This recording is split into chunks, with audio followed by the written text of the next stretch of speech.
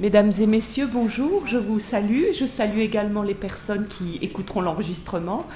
Et à vrai dire, aujourd'hui, je le fais à la place de Guylain Waterloo qui vous salue et qui est en déplacement et qui pense bien à nous pour ce cours, qui porte justement sur un sujet extrêmement important que vous avez à maintes reprises plébiscité, l'intelligence artificielle. Et à vrai dire, notre spécialiste, le professeur François Fleuret, est en ambassade dans de nombreux endroits pour parler justement des évolutions actuelles à ce sujet.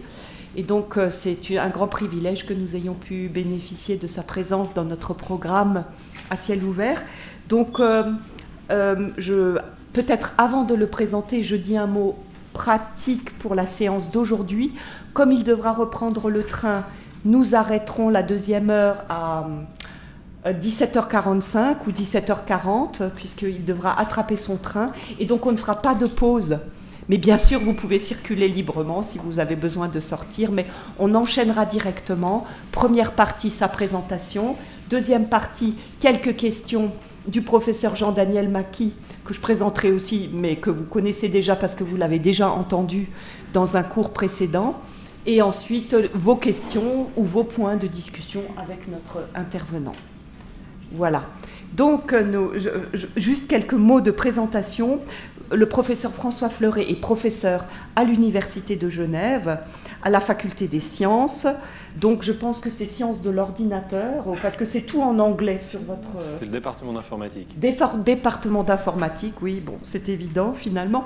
Il est également adjunct professor à l'EPFL, donc pour les études d'ingénieur, et il a fait son doctorat et son habilitation en mathématiques dans 2 universités de Paris. Donc, en fait, il est spécialiste du deep learning. Alors, j'ai quand même maintenant vraiment bien regardé ce que c'est ce fameux deep learning. En fait, comme vous le savez peut-être bien mieux que moi, puisque nombreux d'entre vous sont scientifiques, c'est donc cette expression qui montre l'analogie entre les synapses neuronales et le développement des sciences numériques et de la réflexion sur les algorithmes et l'utilisation des algorithmes qui se déploient pour permettre le développement et perfectionner l'apprentissage des machines qui travaillent avec ces algorithmes pour de nombreux programmes dans presque tous les domaines maintenant de la vie. Et en fait, c'est ça l'enjeu de l'intelligence artificielle. Il n'y a guère un seul domaine qui soit épargné, ou disons qui ne puisse bénéficier, selon l'endroit où on se place, qui ne puisse bénéficier de ces nouvelles technologies. Et donc, on se réjouit beaucoup de vous entendre à ce sujet, professeur Fleuret, et la parole est à vous pour cette présentation intitulée « Intelligence artificielle entre promesses et enjeux ».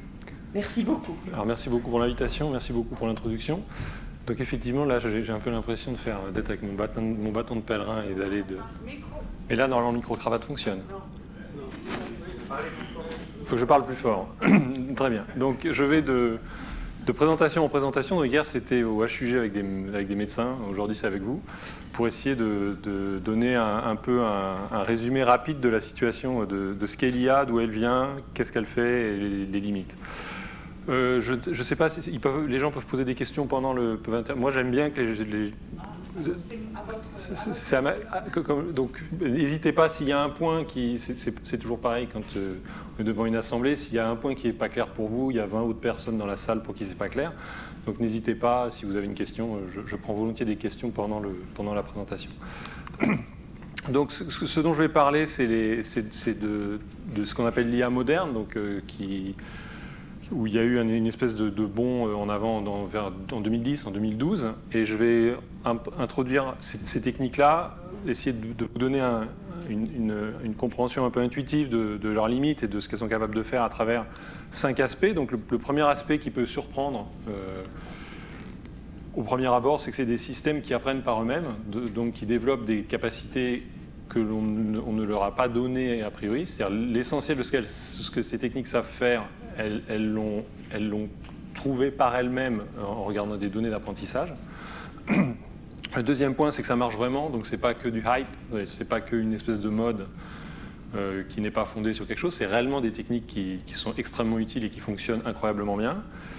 Le troisième point, c'est que c'est des techniques qui demandent des quantités énormes de données et de calculs, donc ça a en plus de l'aspect technique, ça a un impact presque politique, parce que ça limite ces techniques à certains acteurs, en particulier à des grandes entreprises privées. Même les gouvernements et les nations en ce moment sont un petit peu en retard, en termes pour ce qui est vraiment des gros systèmes.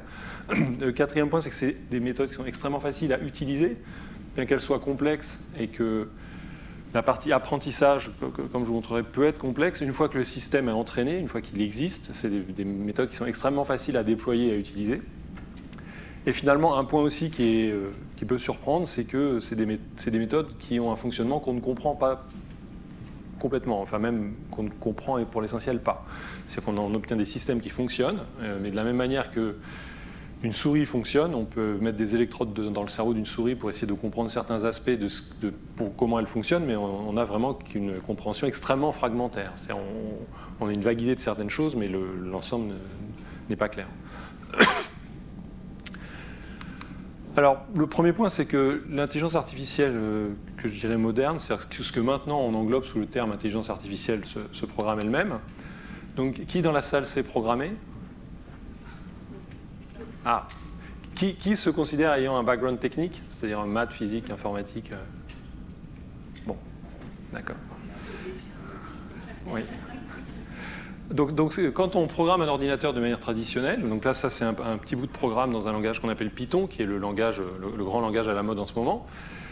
C'est vraiment du micromanagement. C'est-à-dire que quand vous devez définir ce qu'un ordinateur doit faire, vous devez descendre à un niveau extrêmement détaillés, d'opérations extrêmement élémentaires et essentiellement qui n'ont aucune sémantique particulière. C'est-à-dire que là, ça c'est un petit programme où on dit, et vraiment c'est un programme qui fonctionne, donc on lui dit il y a une valeur n qui va être 15 345, ensuite tant que n est plus grand que 1, parce que c'est une valeur qui peut changer dans le temps, alors il faudra compter de 2 jusqu'à n, étrangement le n plus 1 veut dire jusqu'à n, et si k divise n, blablabla. Donc c'est vraiment des opérations donc c'est très atomique, c'est très très simple, c'est très détaillé, et j'insiste, il n'y a pas de sémantique. C'est-à-dire que si vous dites, là par exemple, n n'est associé à rien, on ne sait pas si on est en train de compter des patates, des votes ou l'altitude d'une fusée, ça n'est pas dans ces spécifications. Donc on est très très loin de la manière dont on interagit avec des êtres intelligents, avec des humains ou même des animaux, c'est très différent. Et quand on a développé l'intelligence artificielle initialement, c'est-à-dire dans les années, parce que c'est très très tôt on a voulu faire de l'intelligence artificielle, ça remonte aux années 40-50, l'approche que les gens ont eue, c'est de faire une espèce d'introspection, de se dire comment moi je fonctionne dans ma tête, et avec une espèce d'arrogance et d'optimisme à propos de comment ça marche dans notre tête, que c'est très formel et très précis. Et puis ils se sont dit, je vais imiter ça avec des programmes. Et donc l'exemple typique, c'est le jeu d'échecs. Quand on réfléchit, on a l'impression de faire ce qu'on appelle une recherche en arbre, c'est-à-dire de se dire je vais jouer, si j'avance ma tour, il va bouger son cavalier, son cavalier va manger mon pion, donc après je vais faire ci, je vais faire ça, et qu'on imagine tous les futurs. Et donc c'est ce que les gens ont fait pour les jeux d'échecs, ils ont ensuite programmé avec des programmes du type de celui qu'il y avait dans mon précédent slide. Imagine, alors je bouge, donc ils avaient un tableau qui contient les pièces, je bouge ma pièce, après ils font un autre calcul, etc. etc. Et puis avec ça, avec des techniques comme ça, pardon, un tout petit peu plus sophistiqué, il y avait un petit peu de proba. C'est ça qui a battu Kasparov dans les années 90, et en gros les échecs étaient à peu près résolus. Mais en pratique, un humain ne joue pas comme ça. C'est-à-dire un humain, si vous jouez aux échecs, vous regardez un échiquier, instantanément vous dites ça c'est une bonne position ou c'est une mauvaise position. De la même manière que vous entrez dans une salle, instantanément vous dites là il y a une personne, là il y a un manteau, là il y a une voiture. Vous dites pas je vais travailler et regarder les pixels les uns après les autres. Il y a vraiment une différence. Donc ça c'est très naïf, c'est pas comme ça que marche un cerveau humain. Alors là, en pratique, quand on attaque des problèmes plus compliqués, essentiellement des problèmes où on gère un signal complexe, pas un jeu d'échecs, mais par exemple une image comme une image de cette pièce, et qu'on veut résoudre une tâche qui pour vous est évidente, qui serait par exemple d'indiquer où il y a des gens, donc de mettre une petite coche, je vous donne une photo de cette salle, et de mettre une petite coche sur chaque personne, vous disposez d'un cortex visuel qui est tellement puissant, qui est tellement hérité de milliards d'années d'évolution, que si vous n'avez pas fait d'informatique et que vous n'avez pas essayé ça, vous n'imaginez pas la difficulté de cette tâche, parce que vous faites probablement une confusion entre le signal et l'interprétation du signal. Donc vous regardez ça et vous dites, bah oui, il y a un visage, un visage, un visage. Mais en fait, vous recevez des photons sur votre rétine, c'est des petits points, et ensuite il y a une machinerie absolument extraordinaire qui vous dit c'est des visages et des chaises et des portes et des tables et des murs et des... Mais le signal ne dit pas ça. Le signal, c'est des photons qui entrent dans l'œil et qui n'ont... Il n'y a pas de sémantique dans les photons. Les photons n'ont pas une petite étiquette avec leur sens. Et en fait, pendant très longtemps en informatique, il y a eu ce qu'on a appelé le gap sémantique, qui était qu'on gérait très très bien le signal. Donc on savait faire de la compression, on sait enlever le bruit, on sait réduire une image, on sait la tourner, on sait faire des tas de choses au niveau du signal. Et dès qu'on arrivait au niveau ce qu'on appelle sémantique, c'est-à-dire ce que vous, probablement, vous faites extrêmement efficacement, qui est interpréter le signal avec un sens, là, les ordinateurs, c'était une catastrophe absolue. Et en fait, à nouveau, si vous essayez formellement de définir ce qu'est une image de visage, c'est d'une difficulté extrême, parce que vous entrez vite dans une espèce de boucle sans fin. Vous vous dites, ah, mais une image, un visage, c'est juste 2 yeux, un nez, une bouche. Ok, qu'est-ce que c'est un œil, qu'est-ce que c'est un nez, qu'est-ce que c'est une bouche? Et en fait, il y a des gens blancs, il y a des gens noirs, il y a des gens chauds, il y a des gens avec des cheveux, il y a des gens dans la droite de l'image, à gauche de l'image, il y a des gens tordus, il y a des gens pas tordus, il y a des gens qui sourient, il y a des gens qui sourient pas, qui sont éclairés de gauche, qui sont éclairés de droite. C'est flou, c'est pas flou, ils ont un bonnet, ils n'ont pas de bonnet. C'est très très très très compliqué, c'est impossible. J'ai fait ma thèse en détection de visage, c'est impossible de se poser et de dire je vais définir ce qu'est un visage. Donc ce problème-là est omniprésent dès qu'on veut gérer un vrai signal. Et la manière dont on attaque ça, et la manière qui marche, c'est ce qu'on appelle l'apprentissage statistique. C'est de se décharger d'une grosse partie de la spécification. Donc en gros, on voudrait une formule. On veut une formule où vous avez votre image, c'est des séries de chiffres en fait, une image. Un pixel, c'est un chiffre, une image noir et blanc, c'est un chiffre par pixel. Vous avez votre image et vous voulez une grosse formule de maths, et à la fin, il y a un chiffre qui vaudrait 0 si ce n'est pas un visage et 1 si c'est un visage.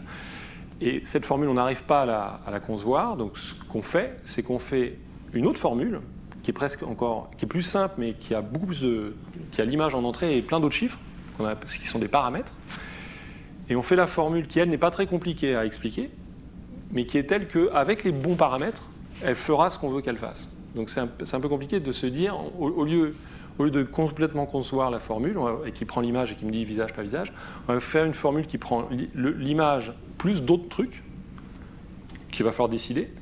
Et j'ai des raisons mathématiques et physiques et philosophiques, en tout cas historiques, de penser que ma formule est telle qu'avec les bons paramètres ici, quand il y a une image de visage, il pourra me répondre visage, quand il n'y aura pas une image de visage, il me répondra pas image de visage.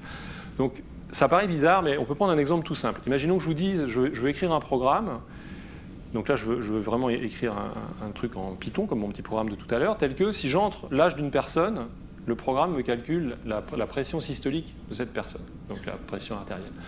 Donc ça, la boîte, là, si je veux la remplir et écrire le programme en réfléchissant, c'est très très compliqué, parce qu'un être humain, la relation entre l'âge et la pression systolique, on est dans le très compliqué, là. Il y a tellement de facteurs qui entrent en ligne de compte que ça va être dur de réfléchir et de se dire, ah oui, donc, blablabla, la formule, c'est voilà, sinus de machin, de racine, de trucs. En revanche, ce qu'on peut faire, c'est on peut aller regarder des données sur le web, donc ou chez des patients, donc on peut aller au HUG, demander au service de cardiologie, il me faudrait une base de données avec 1000 personnes dont il y a l'âge et la pression systolique, donc ça donne ce genre de choses. Donc ça, j'ai récupéré ça sur le web, c'est un vrai fichier. Donc là, vous avez l'âge en années qui va aller de, genre je ne sais plus l'échelle, mais mettons de 20 ans jusqu'à 90 ans. Et chaque point, c'est un patient, et puis en Y, vous avez sa pression systolique. Donc on voit, il y a un trend, il y a une forme globale qui est que quand on vieillit, la pression augmente. Et bien que je ne comprenne rien à la relation entre l'âge et la pression systolique, je regarde ça, et en restant à ce niveau purement géométrique, je peux me dire, en fait, je pourrais prédire la pression systolique à partir de l'âge en mettant une droite, en mettant un truc qui augmente avec l'âge. Donc ce que je peux faire, c'est maintenant écrire un programme où une droite, elle est définie par 2 paramètres, la valeur en 0, ou on va dire la pression systolique à la naissance. Le deuxième paramètre, c'est de combien la pression systolique augmente tous les ans. Et puis je peux bricoler mes deux paramètres. Donc là maintenant j'ai 2 paramètres, ma formule, j'ai mon programme, il prend en entrée l'âge, il prend aussi 2 paramètres, puis en sortie il me dit la pression systolique. Et là je joue avec mes 2 paramètres pour que, sur tous mes patients qui sont là, ça fasse le bon travail. Donc en gros je bricole mes 2 paramètres, et puis au bout d'un moment j'ai assez bricolé, je me dis ah ça a l'air de le faire. Donc maintenant j'ai effectivement un programme, je ne comprends toujours rien à la relation entre pression systolique et l'âge. Je n'ai aucune idée de la réalité du monde. Je ne sais même pas Là, c'était peut-être l'année et là, le prix du kilo de pommes de terre. Ça n'est pas mon problème. N'empêche que maintenant, je peux faire de la prédiction. C'est-à-dire, si vous me dites, j'ai 53 ans, je peux vous dire, votre pression systolique, ça va probablement être je ne sais quoi. Alors, on voit le miracle. Je ne comprends toujours rien, mais maintenant, je peux faire de la prédiction. On voit aussi les limites, puisqu'on voit que je fais une prédiction qui est quand même bruitée. On voit les grosses limites, parce que là, lui, par exemple, je ne le prédis pas du tout. D'un autre côté, lui, il devrait voir un médecin, je pense. Vous avez dit, parce que... Et on se doute des limitations, c'est-à-dire peut-être qu'il faudrait, j'y connais rien en cardiologie, mais on se doute que la pression systolique, les antécédents, donc les aspects génétiques interviennent, le gender intervient et le stress intervient. Est-ce que la personne, le jour où elle a fait la mesure, était stressée? Est-ce qu'elle a des maladies à autres? On sent qu'il y a 1000 paramètres. N'empêche que je peux déjà faire quelque chose. Et en fait, cette technique d'écrire un programme qui a des paramètres libres, et ensuite de prendre des données d'apprentissage et de bricoler les paramètres pour que ça marche, ça marche, c'est ça qui est miraculeux, c'est que ça marche avec des millions et des milliards de paramètres. C'est-à-dire que maintenant, au lieu de faire juste une formule, parce que là, ma formule, c'était simplement, pour ceux qui ont fait des maths, y égale x plus b, avec a et b, c'est une fonction affine. Maintenant, je peux mettre un gros bout de programmation, donc ce qu'on appelle un modèle, un réseau de neurones. Donc c'est un énorme truc avec des produits de matrice. Je ne vais pas entrer dans le détail, mais on peut si vous avez des questions. Mais en gros, c'est des calculs qui ont des propriétés que l'on sait être bonnes pour des raisons variées. Mais c'est essentiellement un énorme calcul. Vous avez 100 millions de paramètres, vous rentrez l'image et il vous dit un truc en sortie. Donc ça marche pour la reconnaissance d'image. Donc vous avez des trucs comme ça, vous avez des tas de paramètres, vous rentrez une image et puis vous avez, mettons, 15 scores différents. Si c'est de la reconnaissance d'animaux, vous allez avoir belette, girafe, vache, cheval, et puis ça vous donne un score qui sera le score le plus haut correspondra à la bonne classe. Mais vous avez aussi la génération de signal. Donc vous pouvez aussi entraîner un système tel que, il est tel que si vous rentrez une valeur aléatoire, donc vraiment vous samplez du bruit, vous générez un truc complètement au hasard, il produit en sortie un signal structuré qui ressemble à ce que vous voulez. Et tous les trucs de deepfake et ces machins-là sont de ce genre-là, et tous les systèmes de classification et de prédiction sont plutôt de ce genre-là. Donc ce modèle, ce qu'on appelle, ça c'est l'apprentissage statistique, d'avoir un modèle avec des paramètres qu'on optimise. Il y a différentes technologies pour faire ça. Il y a la technologie en ce moment qui a l'air d'être là pour rester, c'est le deep learning, qui en fait n'est qu'une extension historique des réseaux de neurones artificiels. Donc ça remonte aux années 50, 60, 70, 80. Et à la fin des années 80, juste avant le début des années 90, il y a eu un type de réseau qu'on appelait les réseaux à convolution qui marchait très bien. Mais ce qui s'est passé, c'est que toute la communauté d'intelligence artificielle, ou d'apprentissage statistique, n'aimait pas du tout ces techniques-là parce que c'est très très très dur de prouver des propriétés mathématiques. Donc c'est des systèmes qui marchent, mais qui sont très très laids d'un point de vue mathématique. On ne peut pas les attaquer avec des théorèmes simples, des résultats simples, une intuition simple. Ça marche, mais c'est très très compliqué. On ne comprend pas bien pourquoi ça marche. Et donc pendant près de 20 ans, ces méthodes ont été un peu abandonnées. Alors ce qui était remarquable, c'est qu'il y avait 3 personnes, même 4 en comptant Schmidhuber. Donc, si vous connaissez un peu les noms du domaine, il y a Yann Lequin, Geoffrey Hinton et Yoshua Bengio, qui sont les 3 qui ont eu le Turing Award. Et après, il y en a un autre qui s'appelle Jürgen Schmidhuber, qui est dans le Tessin. Et moi, je connais bien Yann Lequin de avant l'époque du deep learning, et vraiment, il allait dans les conférences en disant mais il faut faire du deep learning, il faut faire des réseaux de neurones, il faut faire des réseaux de neurones, il faut faire des réseaux de neurones. Et les gens ne faisaient pas de réseaux de neurones. Et après, ça s'est cristallisé en 2012, parce qu'en gros, ce qui s'est passé pendant les 20 ans entre 90 et 2010, c'est qu'il y a eu plein de technologies qui n'avaient rien à voir avec l'IA qui sont apparues, donc essentiellement plein de technologies liées à la digitalisation de la société, donc les appareils photonumériques, les disques durs, Internet, les médias sociaux, tous ces trucs ont fait qu'il y a eu une production dans des quantités colossales de données numériques. Et une autre technologie qui a émergé de manière complètement détachée de tout ça, c'était ce qu'on appelait les processeurs graphiques. Donc en anglais, les GPU, les Graphic Processing Units, qui sont en fait des trucs qu'on met dans un PC. Donc quand vous achetez maintenant un portable ou même un desktop pour chez vous, si c'est pour jouer aux jeux vidéo, dedans, il y aura un truc qu'on appelle un GPU, donc un processeur graphique, qui est juste fait pour faire des belles images en 3D très très vite. Donc quand vous voyez ces jeux vidéo incroyables avec un rendu 3D en perspective FPS, comment dire, en first person, en perspective première personne, ces trucs-là, pour produire ces images à cette vitesse, ont un type de processeur spécifique. Et comme ces processeurs ont été développés essentiellement pour les ados, parce que c'est les ados qui jouent à ça, c'était pas cher. C'est-à-dire que ça ne pouvait pas marcher économiquement en étant cher. Donc ces trucs-là coûtaient autour de quelques centaines de francs. Et ça a une puissance de calcul absolument colossale. Ces systèmes sont faits pour calculer des images. Donc la spécificité d'un calcul d'image, c'est que vous calculez tous les bouts de l'image en parallèle. Pour calculer un petit bout de l'image ou un autre bout, vous pouvez faire les deux choses en même temps. Ça n'interagit pas. Ce qui fait que c'est des systèmes qui ont plein d'unités de calcul en parallèle et qui sont extrêmement adaptés à faire de l'intelligence artificielle. Et donc en gros, en 2012, ce qui s'est passé, c'est que Krzyzewski, qui était un doctorant de Hinton, donc un des trois, ils ont pris 2 de ces cartes graphiques qui coûtaient 500 francs, donc il y a un PC à 1000 francs, ce qui pour un labo de recherche n'est vraiment pas beaucoup. Et ils ont juste fait un réseau comme ça, qui datait de 90, 500 fois plus gros, donc c'est AlexNet, c'est ce truc-là, mais vraiment 500 fois plus gros, et le réseau, moi je faisais déjà de la vision à l'époque, quand on m'a expliqué ce qu'il faisait, j'ai compris en 1 minute. C'est-à-dire qu'on m'a dit, ah non, mais c'est un LeNet, mais en plus gros. Et en fait, ce réseau-là a battu à plat de couture toutes les méthodes qui existaient de reconnaissance d'image. C'est-à-dire que il y avait en fait des benchmarks, c'est-à-dire des tests standards où les gens se comparaient. Tous les labos du monde de vision faisaient de la reconnaissance d'image et essayaient. Et puis on va dire le taux de succès était de 75%. On arrivait à, je ne vais pas entrer dans le détail, mais on va dire le score où tout le monde était en train de se battre, c'était 75%. Et est arrivé Krzyzewski avec son truc et il était à 85%. Donc tout le monde était extrêmement surpris parce qu'en plus, c'était vraiment le truc de 1989, enfin de 1991. Donc là, on s'est dit, il y a quelque chose. Et en fait, toute la communauté a complètement pivoté. Personne ne faisait de réseau de neurones ou très peu. Tout d'un coup, tout le monde s'est mis à en faire. Et là, ça a créé cette mode. Donc ça remonte à 2012, en fait, l'explosion du deep learning. Et un des gros milestones récents, 6 ans après, c'est les transformers. Je vais y revenir. C'est ça, c'est la technologie. Donc c'est un autre type de réseau de neurones. Ça, c'est des réseaux de neurones qui traitent des images. Donc ils prennent une image en entrée. Ils la processent jusqu'à prendre une décision. À la fin, ils vous disent chien, cheval, pomme. Ça, c'est des systèmes qui prennent une séquence de texte et soit la traduisent dans un autre langage, soit la continuent. Enfin, ils font des choses comme ça. Je vais y revenir. Donc maintenant, on peut se poser la question, parce que c'est le fond du problème, et là, il y a une question quasi philosophique. Comment émerge l'intelligence de ce truc-là? Parce que nous, on ne la met pas. Justement, j'ai insisté sur le fait qu'on écrit un programme qui est assez simple. C'est-à-dire qu'un truc comme ChatGPT, qui fait le buzz en ce moment, moi, je donne un cours de deep learning en master. Les étudiants qui suivent mon cours, au bout du cours, ils comprennent parfaitement comment est fait ChatGPT. C'est pas une centrale nucléaire. C'est pas... c'est même pas, c'est infiniment plus simple qu'un programme comme, donc j'en parlais récemment avec quelqu'un, le système de réservation des CFF doit être infiniment plus compliqué en termes de programme, j'entends, que ChatGPT.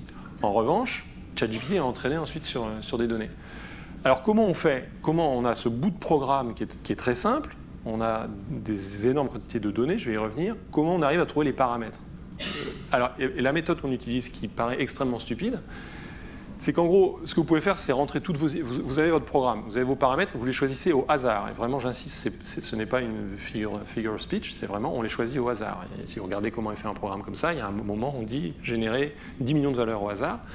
Mais après, ce qu'on peut faire, on peut mettre toutes les images en entrée, les faire passer toutes. En gros, prenons l'exemple chien-chat. Donc, je rentre 1 million d'images, moitié d'images de chien, moitié d'images de chat. Et sur chaque image, on va dire, il me donne un score. Je veux un score qui est très négatif si c'est un chat et très positif si c'est un chien. Donc c'est un détecteur à chien. Je peux rentrer une image, toutes mes images, et puis après je peux dire combien de fois il s'est trompé. Donc je peux regarder, je vais prendre la somme des scores. Je veux que la somme des scores sur les chiens soit haute et que la somme des scores sur les chats soit basse. Je peux faire tout ça, donc après j'ai une erreur. Et je peux regarder comment, si je bouge chacun, je prends mes paramètres, mes millions de paramètres un par un, et je peux en bouger un tout petit peu et regarder comment change la fonction d'erreur. Et si je vois que quand j'augmente un tout petit peu ce paramètre, la fonction d'erreur diminue, eh ben je l'augmente un petit peu. Si je vois que quand j'augmente un petit peu ce paramètre, la fonction augmente, je le diminue un petit peu. Et on arrive à un truc qui est un peu comme ça. Donc là, c'est un cas idéalisé où j'ai que 2 paramètres. Donc pour chaque point dans ce plan-là, c'est une configuration de mes paramètres. Je veux trouver une bonne configuration. Et là, vous avez la fonction d'erreur. Donc en gros, au début, on part d'un truc aléatoire, la fonction est très haute. Mais je regarde, quand je diminue un peu ce paramètre dans cette direction, l'erreur diminue, et dans cette direction, et l'autre paramètre dans cette direction, l'erreur diminue, ben, j'avance un peu. Et j'avance un peu, j'avance un peu, j'avance un peu. Et à la fin, j'arrive à un truc qui a une fonction d'erreur qui est basse. Et j'obtiens un système, parce que tous ces trucs se sont auto-configurés, qui marche. Et je ne sais pas pourquoi il marche, mais il marche. c'est-à-dire que l'erreur est basse. Et le système est fait de telle manière qu'il est capable de représenter des calculs extrêmement compliqués. Donc, je fais une règle très simple, je fais beaucoup de calculs, et à la fin, j'obtiens un truc qui est capable. C'est vraiment comme si vous aviez des milliards de singes qui ont écrit des programmes au hasard, et à la fin, il y en a un qui marche, et vous ne comprenez rien au programme, mais il marche. C'est-à-dire que vous le testez sur 1 million d'images, il marche. Donc s'il a marché sur 1 million d'images, vous dites, la prochaine, là, 1 million, une image, il marchera. Parce que statistiquement, ça en revanche, c'est sûr. Si vous tirez, vous prenez un sac avec des billes blanches et des billes noires, vous le remuez bien et vous tirez, il n'y a que des billes blanches, il y a peu de chances que la dernière que vous avez tirée soit une bille noire. Ça peut arriver, mais il y a peu de chances. Et c'est exactement ça. C'est-à-dire le système, il aura marché sur 1 million d'images de chiens et de chats, et ben il marchera sur 1 million plus une. Donc ça coûte beaucoup en calcul. Tout se résume à la fin, il n'y a pas de repas gratuit, il n'y a no free lunch. C'est extrêmement coûteux en calcul. Donc ça, je vais y revenir. Alors, tout ça étant dit, parce que c'est bien beau de raconter tout ça, est-ce que ça marche? Et ça marche vraiment admirablement. C'est-à-dire, tous ces problèmes-là que vraiment, avant 2012, on ne savait pas résoudre, c'est-à-dire vraiment, les performances étaient minables. Donc on peut commencer par l'analyse de scène. Donc l'analyse de scène, je vous donne une image là c'est une rue, et vous devez me mettre des boîtes. Donc j'ai une liste de 1000 objets qui m'intéressent, les lampadaires, les voitures, les chiens, les chats, les bicyclettes, les motos, les enfants, les ballons des enfants, les chapeaux, j'en sais rien. Et il vous met une boîte autour de chaque objet qui est d'une classe qui vous intéresse, plus il vous fait le contour de tous les objets au niveau des pixels. Donc ça marche. On a des algos maintenant qui font ça. L'estimation de pose corporelle, c'est-à-dire savoir où sont tous les joints d'un humain, c'est aussi quelque chose que vous faites hyper efficacement. C'est-à-dire vous regardez quelqu'un, vous avez rarement de doute sur comment il est. Pour un ordinateur, c'est ultra compliqué et ça marche vraiment bien. La reconstruction 3D de scène, c'est-à-dire vous prenez une seule image et il vous dit la 3D elle est comme ça, il y a des murs sur les côtés, il y a un lampadaire, ça marche extrêmement bien. La planification de l'action, c'est-à-dire les jeux d'échecs ou le jeu de Go. Donc le jeu de Go, on ne sait pas le résoudre avec de la recherche en arbre comme on faisait pour les échecs, mais avec un réseau de neurones, ça marche admirablement. Donc c'est vraiment des réseaux de neurones. Il regarde le Go-ban et il vous dit il faut jouer là. Et tout de suite. Alors après, on le combine en plus avec un peu de recherche en arbre, mais même sans la recherche en arbre, vous avez un réseau de neurones, vous rentrez le Go-ban d'un côté, donc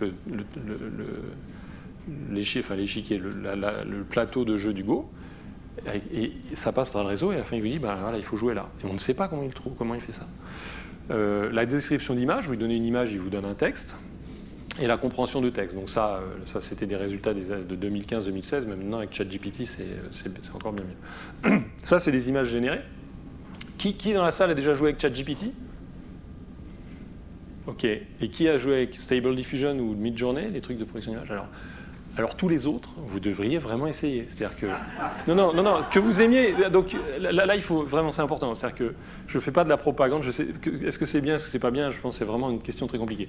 Mais voir de quoi c'est capable, je pense qu'il faut vraiment voir de quoi c'est capable, parce que tant que vous n'essayerez pas vous-même, vous penserez soit que les gens ont un trouble du jugement, soit que c'est une arnaque, soit que c'est de la prestidigitation. Vous allez vous dire oui, mais il n'y avait pas un lapin dans le chapeau. Il faut prendre le chapeau, mettre votre main et vous allez sortir un lapin. C'est-à-dire qu'il faut vraiment essayer par vous-même. Il y a un truc qu'on ressent qui est très surprenant. On a vraiment l'impression d'interagir avec un bidule qui réfléchit. Donc, je pense que c'est beaucoup plus intéressant qu'aller faire une visite touristique d'une grande ville en ce moment, en termes de connaître quelque chose d'important dans la culture humaine. Donc ces trucs-là, par exemple, sont des images que générées from scratch. C'est-à-dire que vous dites au système, vraiment, vous écrivez cette phrase. Donc moi, celui-là, il m'amuse beaucoup. Donc Middle Age Venture Capitalist, donc venture capitaliste d'âge moyen au Burning Man Festival. Donc c'est un festival aux États-Unis très branché, et il est parfait. C'est-à-dire un Middle Age Venture Capitalist à Burning Man Festival est exactement comme ça. Donc ces images sont générées ex nihilo. Vous donnez la description et pouf, il vous génère l'image. Donc ça, c'est Stable Diffusion qui fait ça. À nouveau, je pense que ceux qui n'ont pas essayé se disent ça doit pas être ce qu'il dit. Mais c'est vraiment ce que je dis. Vous tapez la phrase, l'image apparaît. Alors, hormis... Oui. Il génère l'image. Oui. Il cherche. Non, il génère, from scratch. Il génère. Donc si vous dites, vous rajoutez avec un pull rouge, pouf, le pull devient rouge. Alors, après... mais c'est pas du search, il retrieve un truc qui ressemble, il la génère ex nihilo. Et même on peut faire même ce qu'on appelle du in-painting. Donc vous pourriez, alors là il faut des outils un peu plus compliqués, mais vous pouvez par exemple enlever ce truc-là et lui dire régénère, et hop, régénère avec une maison, et pouf, il y a une maison qui apparaît, et la connexion serait parfaite. Donc c'est vraiment il génère. Alors, en plus des tâches que nous, on se fait très bien avec notre gros cortex visuel, il y a des tâches que nous, on ne fait pas bien avec notre gros cortex visuel, donc, et que ces systèmes font. Donc, par exemple, il y a le repliement de protéines. Donc, je ne suis pas biologiste, mais en gros, le principe du repliement de protéines, c'est qu'une protéine, c'est une longue molécule avec des atomes. Et donc, c'est un peu comme un truc avec des barres et des articulations et des ressorts. Et ça se replie d'une certaine manière, qui est très compliquée parce que vous avez des centaines d'atomes et puis ça se replie n'importe comment. Et la manière dont ça se replie est extrêmement importante d'un point de vue biologique parce que, en fonction de comment elle se replie, elle expose des choses à sa surface qui sont les choses qui interagissent avec votre corps, avec le reste des éléments de votre corps. Et donc la formule en elle-même n'est que très partiellement indicatif de l'effet que ça va avoir dans l'organisme. En revanche, le repliement en 3D l'est, et c'est une chose qu'on ne savait pas faire. Et il y a des tas de groupes qui travaillaient dessus, et ensuite DeepMind est arrivé avec une petite équipe, ils ont entraîné un truc à l'AlphaGo, donc comme le truc qui joue au Go, et pouf, ils ont à nouveau, il y avait un score d'erreur qui était, je ne sais plus, mais du genre 240, et tous les groupes de la planète, les Harvard et autres, étaient en train de se battre entre 238 et 240, arrive DeepMind, ils étaient à 120, quoi. C'est-à-dire, ils ont divisé par deux. Il y avait un long poste d'un chercheur de ce domaine qui ne faisait pas ces techniques-là, qui disait maintenant je fais quoi? C'est-à-dire ce que je fais est totalement irrelevant. Ça c'est un autre aspect, donc ça c'est une entreprise qu'on a créée à l'EPFL avec un doctorant et Pascal Fua qui est professeur d'informatique, où ce qu'on fait c'est que quand vous faites du design industriel, par exemple d'ailes d'avion, d'échangeurs thermiques ou même de systèmes optiques, vous avez des gens qui designent le système et des gens qui font de la simulation. Donc, par exemple, si vous faites une aile d'avion, vous voulez qu'elle ne pèse pas trop lourd, qu'elle soit solide, mais surtout qu'elle vous tienne l'avion en l'air et qu'elle n'use pas trop de fuel. Elle a un coefficient de pénétration adéquat. Et en général, ce qui se passe, le designer, il est devant sa machine, donc il fait sa forme en 3D, puis en plus, après, il l'envoie à quelqu'un dans l'entreprise qui a un simulateur, qui lui est spécialisé en simulation physique, qui fait tourner un gros programme qui simule ce qu'on appelle des petits éléments de gaz, et après, 2 jours après, il renvoie à son collègue, j'ai fait la simulation, ton aile, voilà la pression à la surface. Et nous, en fait, ce qu'on fait, c'est qu'on prend des simulations qu'ont fait les entreprises, qu'on a comme clients, et on entraîne un réseau de neurones, donc un de ces gros trucs, où si on lui met la forme de l'aile, il nous dit la pression directe. Et ça se fait en 100 millisecondes, c'est-à-dire que ce qui met 2 heures à calculer, et ce qui coûte très cher, nous, ça se fait en 10 fois par seconde, ce qui fait que maintenant, les ingénieurs, ils changent la forme de leur aile, et pof, on leur calcule le champ de pression en live. Et on peut même faire un autre truc, c'est qu'on peut optimiser la forme de l'aile pour qu'elle ait la bonne propriété, chose qu'on ne peut pas faire avec une simulation normale. Et donc là, par exemple, on avait fait la coque d'un vélo de vitesse. Alors c'était un peu frustrant parce que ce vélo-là a gagné. Donc il a battu le record du monde féminin, et le record du monde féminin, le record d'Europe masculin, le record du monde masculin académique, universitaire, on n'en a pas le record du monde masculin tout court. Et là, il recommence cette année à refaire un essai. Et donc cette coque-là avait été optimisée avec nos systèmes, c'est-à-dire on essaye de trouver la forme pour que le réseau de neurones nous dise ça marche bien. Le repliement de protéines. Oui. Qu'est-ce que c'est? Donc le repliement de protéines, c'est on donne la formule de la protéine et il nous calcule la configuration d'énergie minimale automatiquement. Pour combien d'acides aminés? Alors là, on est en dehors de mon domaine de compétences, je ne sais pas. Mais c'est... Parce que si c'est pour 10 acides aminés, c'est très facile. Non. 10 000 acides aminés, c'est... Alors je pense que c'est plutôt dans le régime limite, c'est-à-dire que donc, ces systèmes-là, en fait, c'est comme le Go. C'est-à-dire le Go, vous avez 10 puissance 300 combinaisons de jeux, et le système apprend intuitivement en faisant... Donc, mais c'est un peu compliqué à expliquer, mais il fait du search au début en essayant au hasard des configurations qui marchent. Après, il apprend au fur et à mesure les configurations qui marchent le mieux, et ensuite, il est capable de faire un search dirigé. Il n'y a pas de méthode comparable. Ça bat de très très loin toute méthode d'optimisation pour les repliements de protéines qui existent et qui ne sont pas comme ça. Donc après, je peux... Oui. J'ai une question toute simple, pratique. Il y a quelqu'un qui doit rentrer dans ce suppositoire. Ouais. Pour faire le vélo. Ouais. Et il voit comment où il va.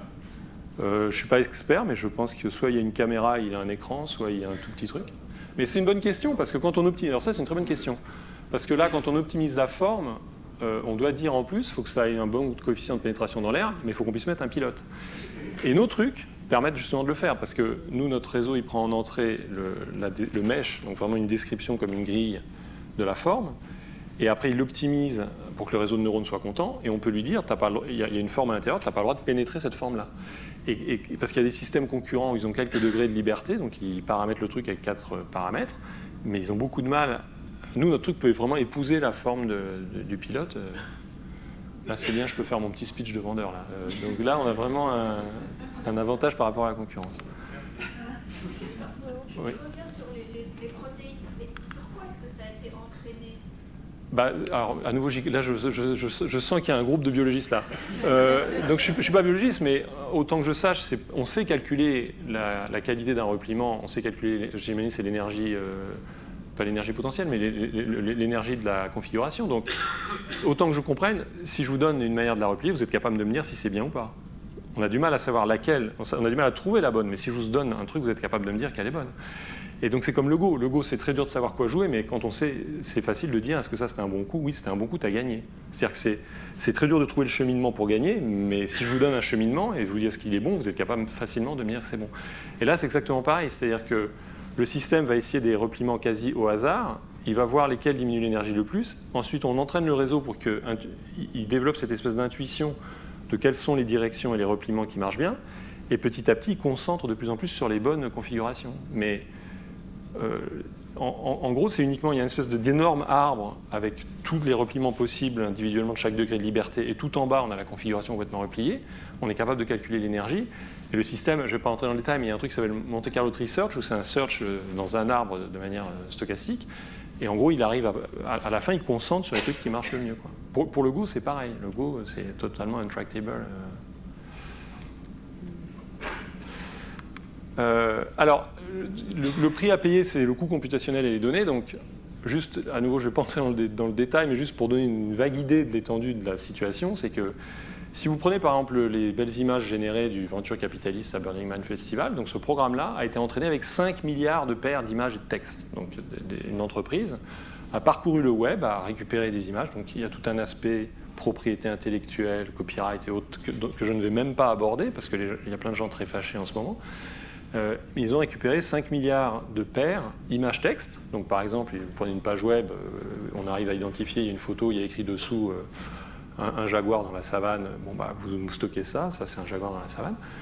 Et ça vous fait 240 téras de données. Donc, pour ceux qui ne sont pas informaticiens, c'est vraiment colossal. C'est-à-dire que si vous achetez un disque dur de 2 téras, vous ne le remplirez jamais de votre vie avec vos photos de souvenirs. Et là, on en a 240. Donc, c'est vraiment absolument colossal. Donc ça, c'est pour les systèmes d'images et de texte. Pour les systèmes de texte pur, donc à la ChatGPT, on parle de 6 téraoctets de texte. Et si je fais une vague comparaison avec un livre qui aurait 2 kilos, un roman qui a 2000 caractères par page, ce qui est raisonnable, donc un roman 250 pages, 2000 caractères par page, ça fait 12 milliards de romans. Donc ChatGPT a été entraîné sur 12 milliards de livres. Donc si vous lisez un livre par jour, pendant 100 ans, vous avez 36 000 livres. Donc ce truc a lu beaucoup plus de textes que n'importe quel humain. Un humain qui lirait toute sa vie, tout le temps, ne ferait pas le poids, enfin, vraiment par rapport à ce truc-là. Donc ça, c'est les données. Donc les données, c'est vraiment des masses. Et la puissance de calcul, donc là, alors ça aussi, quand on ne connaît pas le domaine, on peut être très surpris, mais quand vous achetez un PC standard, donc un truc comme ça, là, qui coûte, celui-là, c'est un peu de haut de gamme, mais c'est genre 1000-2000 francs, ce truc-là fait de l'ordre de 50 milliards d'opérations par seconde, de calcul à virgule flottante, de multiplication de chiffres à virgule. Et ces processeurs graphiques que vous pouvez acheter à des ados font de l'ordre de 20 000, 50 000 milliards d'opérations flottantes par seconde. Donc vraiment, j'insiste, parce que c'est des chiffres, vous pouvez vous dire, ça ne doit pas dire ce que ça veut dire, ça doit être encore une périphrase ou un truc. Non, non, non, non. Les cartes graphiques, les GPU, là, qui coûtent 500 francs, vous achetez un Interdiscount pour 500 francs, ce truc-là, quand il est en route, il fait 20 000 milliards de multiplications à virgule flottante par seconde. Nous, c'est ce qu'on utilise. Et vraiment, si on compte combien il a fait de calculs, on tombe sur ces ordres de grandeur. Donc, alors ça, c'est donc 1000 milliards, c'est 10 puissance 12. Donc là, un GPU, il en faut 100, et là, vous faites ça par seconde. Et puis là, on parle de trucs. Donc là, vous avez les années, et puis là, vous avez le coût computationnel. Donc là, on est à 10 puissance 24, donc c'est Megatron, Turing, enfin c'est un de ces modèles GPT-4 et autres. Donc il vous faut le bidule dont je viens de parler, qui fait alors si on est à 100 000 milliards, donc on est à 10 puissance 14, il vous faut 10 puissance 10 secondes de ce truc-là. Donc on est sur des mois, et on a des milliers de trucs comme ça pendant des mois, et en quantité d'énergie, j'ai mis une ligne rouge là, ce modèle-là, à ce niveau de calcul, on est déjà à l'équivalent de 2000 km en voiture. Puis là, on est à 10 fois plus, 10 fois plus, 10 fois plus et 10 fois plus. Donc on est à 20 millions de kilomètres en voiture d'équivalent énergie, juste pour alimenter en courant ces trucs-là. On n'a pas parlé de les construire, on n'a pas parlé de nourrir les IT qui s'en occupent. On n'a pas parlé de... Donc ces trucs maintenant coûtent 10 millions, 20 millions, 50 millions de dollars à entraîner. C'est-à-dire juste faire tourner les machines et payer la note de courant. On est dans des dizaines de millions de dollars. Alors là, un graphe qui montre que l'échelle Y, plus on est bas, mieux ça marche. C'est pour des systèmes à la ChatGPT.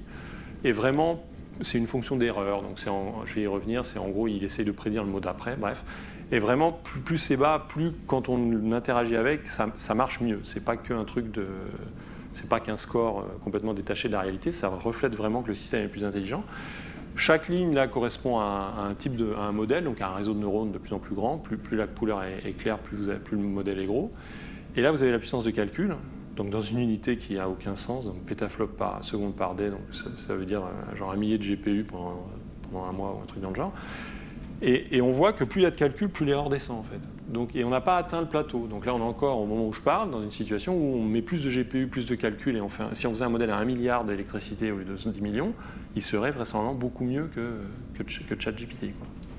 On ne voit pas encore le moment où ça plateau. On ne voit pas le moment où ce qui était le cas avec les autres technologies. Tous les trucs de machine learning des années 80, des années 90-2000, à un moment, on voyait qu'on avait beau jeter des données et du calcul, ça plateauait assez bas. Là, ça continue à grimper. Alors, pour montrer que c'est facile, je pense que je fais trop long, non? Il faut me dire si je suis... Ah oui, oula, d'accord. Bon, puis vous êtes intervenu déjà, donc techniquement, il y a une partie de votre faute. Donc ça, c'est un bout de programme qui très concrètement montre comment sont faits ces systèmes. Donc c'est vraiment un bout de programme qui marche. C'est le genre de truc que je fais dans mon cours. Donc ça définit un de ces modèles, un de ces réseaux de neurones. Donc c'est vraiment, vous dites, bah, d'abord tu fais ce calcul. Alors dans l'ordre, d'abord tu fais ce calcul-là, ensuite tu fais ce calcul-là, ensuite. Donc ce calcul-là, par exemple, ce qu'on appelle une convolution 2D, c'est pour traiter une image, il prend l'image puis il calcule un petit truc à toutes les positions, il fait la même opération. Ce truc-là, ça veut dire maintenant tu prends les trucs par bloc de 2 par 2 puis tu prends le maximum, donc on réduit le signal. Ce truc-là, ça veut dire tout ce qui était négatif, tu le mets à 0, tu gardes tout le reste. Après on recommence, donc maintenant on a obtenu un truc plus petit, tu recommences avec un autre traitement machin, tu refais par bloc de 2, ensuite tu déformes, tu fais ça c'est un produit de matrice, tu tues tous les négatifs, tu refais un produit de matrice, et là on est passé d'une image à 10 scores, et en fait ce truc-là, on va l'entraîner il prend une image en entrée, et si on lui met un caractère, on va l'entraîner pour des chiffres manuscrits, et après quand on lui met un chiffre, il doit nous prédire si c'est un 0, un 1, un 2, un 3 ou un 9. Ça, c'est l'erreur. Donc je peux dire à un moment, il y a une erreur à minimiser. Je ne vais pas entrer dans le détail, mais en gros, on lui dit quelle erreur on veut minimiser. Ça, c'est un truc qui sera petit s'il ne se trompe pas et qui sera haut s'il se trompe. Là, ça explique comment il faut descendre. Alors, il y a des petites variantes. C'est la version la plus simple où on descend vraiment dans la pente. Vraiment le schéma que je vous ai montré. Et ça veut dire qu'il faut parcourir tous les exemples d'apprentissage. Donc j'ai, dans ce cas-là, 50 000 images. Ce nombre de fois. Donc je ne l'ai pas mis, mais en gros 50 fois. Après, on les parcourt. Et puis ça, on dit, ça c'est mon modèle, c'est mon réseau de neurones. Ça, c'est l'image en entrée. Ça, c'est ce qu'il nous dit en sortie. Ça, c'est l'erreur qu'il fait. Et là, on lui dit, bah, tu bouges un petit peu, clac. Donc vraiment, j'insiste parce que c'est tellement concret comme ça, c'est vraiment, tu fais ton petit step où tu descends un petit peu ta pente, et après on recommence. Et ce truc-là, alors ça s'entraîne extrêmement vite, même sur un GPU, ça met 10 secondes, et après il fait 1% d'erreur sur des images qu'il n'a jamais vues. Donc vous avez 70 000 images, vous en prenez 10 000 que vous mettez de côté, vous entraînez ce truc-là sur 60 000, et ensuite vous prenez 10 000 qu'il n'a jamais vu et vous testez, et il fait 1% d'erreur. Il se trompe 1% d'erreur. Ce qu'on peut faire aussi, c'est récupérer des systèmes déjà entraînés. Donc si vous avez cette ligne de Python, ce qu'a fait, c'est que... Donc ça, c'est PyTorch, donc c'est open source. Vous avez installé Python sur votre machine, vous installez PyTorch, qui est un truc gratuit open source. Et après, si vous exécutez cette ligne de programme, ça veut dire, va me chercher un réseau de neurones AlexNet déjà entraîné sur le web. Et là, il a des listes de sites où il peut aller chercher, POC. Donc maintenant, vous retrouvez là et vous avez votre réseau déjà entraîné. Et là, ce que je fais, c'est que je lui rentre cette image-là, pas entrer dans le détail, mais je rentre l'image et lui, il me donne 1000 scores, parce que ce truc-là, il a été entraîné sur 1000 classes différentes, donc bus scolaire, balcon, flûte de pan, enfin vraiment 1000 trucs, ça part dans tous les sens. Et là, ce que je fais, c'est que je lui dis, donne-moi les 10 scores les plus hauts. Et voilà ce que j'obtiens. Donc il me dit que le score le plus haut, alors on peut récupérer le nom des classes, donc là je pourrais en avoir 1000, mais je montre que je les ai classés par la réponse du réseau. Donc ça c'est le plus haut score, deuxième plus haut, troisième plus haut, quatrième plus haut, etc. Et là c'est le nom des classes. Donc VMariner, je ne sais pas ce que c'est, Chesapeake Bay Retriever, je ne sais pas ce que c'est, mais Retriever, ça commence à me parler. Labrador Retriever, moi j'y connais rien en chien, mais ça veut dire c'est un Labrador Retriever. Et après on voit que ça continue à être des chiens. C'est assez curieux d'ailleurs, ce réseau a été entraîné, il y a 25 races de chiens différentes. C'est des gens qui aiment bien les chiens. Et après je suis allé voir sur le web ce que c'est qu'un VMariner et un Chesapeake Bay Retriever. Donc ça c'est un VMariner et ça c'est un Chesapeake Bay Retriever. Donc je dois dire que là, je me disais c'est un Labrador, en fait non, c'est peut-être un Chesapeake Bay Retriever, un VMariner, je n'ai aucune idée. Je fais probablement moins bien que le réseau. Alors après, il y a le problème qui se pose, c'est qu'une fois qu'on a entraîné ce truc, il fait ce qu'il a à faire, mais on ne sait pas du tout comment. C'est-à-dire, si on revient à mon exemple là, je sais que d'abord il fait un calcul dans ce genre, ensuite il fait un calcul dans ce genre, mais ce truc-là, par exemple, il est fait de telle manière qu'il peut faire plein de choses différentes. Il peut détecter des zones plates, il peut détecter s'il y a des bords, il peut détecter s'il y a des coins, il peut détecter s'il y a certaines textures, il peut faire d'autres trucs que je ne comprends même pas, il peut détecter des trucs différents et les combiner. Donc j'ai beau savoir le calcul qu'il fait d'un point de vue mathématique, c'est simplement un opérateur linéaire en tout point. Un opérateur linéaire peut faire plein de trucs différents en fonction des paramètres que je mets dedans, et je ne sais pas. Et donc après, en plus, il le recombine avec un autre, j'en sais encore moins. Après, il fait un produit de matrice, et là, on ne comprend plus rien, parce qu'on a 256 dimensions en entrée, 256 en entrée, 200 en sortie, donc il y a une espèce de transformation dans un gros espace très compliqué. Donc on ne sait pas, mais à la fin, il nous donne les bons résultats. Donc on peut quand même essayer de regarder un peu dans la boîte. Donc ça, c'est en gras, le fonctionnement d'un modèle entraîné n'est que très partiellement compréhensible. On peut regarder un peu dans la boîte. Donc, si on prend un de ces modèles qui a été entraîné avec ses couches, on peut ensuite regarder par exemple les images qui le font le plus réagir. Donc, on peut mettre des images et puis chercher où est-ce qu'il a l'air de repérer un truc. Et on voit que dans les premières couches, c'est vraiment des détecteurs de bord. Après, c'est des détecteurs plutôt de structure, genre des courbes, des petites textures et des machins. Quand on va encore plus loin dans le réseau, il commence vraiment à repérer des trucs structurés. Et après, si on va encore plus loin, on s'aperçoit, alors qu'on ne lui a jamais dit qu'il a des détecteurs à visage, des détecteurs à bras, des détecteurs... Il a fait émerger tout ça parce que c'était la manière de faire son travail, qui était par exemple de prédire la classe de l'image. Pareil pour le texte, donc quand on traite du texte avec un truc à la ChatGPT, on peut ensuite aller regarder ce qu'il fait, parce que c'est pareil, il prend le texte, puis il le recode avec des trucs qui peuvent faire plein de choses différentes. Et si on regarde, on peut regarder... pour chaque mot, quel autre mot il a regardé pour recoder le mot, et on voit que ça a un sens. Il a plutôt tendance à regarder les verbes qui agissent sur un objet, ou les verbes que ce sujet est en train d'exécuter, ou c'est des adjectifs qui se rapportent à un objet. Donc il y a une espèce de cohérence quand on regarde, il y a des trucs qu'on comprend, puis il y a plein de trucs qu'on ne comprend pas. Un autre aspect qui est un peu problématique, c'est ce qu'on appelle les exemples adversariaux. Donc, ce qu'on peut faire, c'est on peut prendre une image qui est bien classée. Donc, il nous dit, si je rentre ça dans mon réseau de neurones, il me dit que c'est un chien. Et après, ce que je peux faire, c'est faire exactement la même chose que je faisais sur les paramètres, c'est essayer de les modifier un petit peu pour qu'ils se trompent le plus vite possible. Donc, là, je l'attaque. Au lieu d'optimiser mes paramètres pour que l'erreur descende, je modifie l'image pour que l'erreur augmente. Et en fait, cette image-là, il raconte n'importe quoi. Il nous dit que ça, c'est un cadran solaire. Donc, vous vous dites, mais c'est la même image. Et en fait, c'est ça qui est un peu inquiétant, c'est que cette image et cette image sont différentes un tout petit peu. C'est-à-dire que si j'augmente de beaucoup, on a une différence de l'ordre d'un demi%. Si j'augmente de beaucoup l'erreur, c'est ça qui l'a modifié. Donc on voit qu'il est allé perturber vers la tête du chien. Vous ne voyez pas la différence et lui il se trompe. Et il doit croire que c'est un cadran. Donc on arrive à lui casser des structures. Donc ça paraît extrêmement instable. Alors après, il y a toute une question philosophique compliquée. C'est que vous vous dites, mais donc il fait n'importe quoi. Mais qu'est-ce qui me dit que vous, si je vous mets dans un... Parce que c'est une attaque adversariale, donc j'ai accès à l'intérieur et j'ai optimisé le signal contre lui. Peut-être que si je vous mets dans un système d'imagerie fonctionnelle, je pourrais modifier l'image et vous faire croire que c'est un cadran solaire, et vous me direz c'est un cadran solaire, et tout le monde regarderait l'image et dirait non, c'est toujours un chien. Peut-être qu'il y a une manière de perturber un signal qui fait que n'importe quel système cognitif se fait avoir et les autres pas. Enfin, on peut y revenir. Ouais.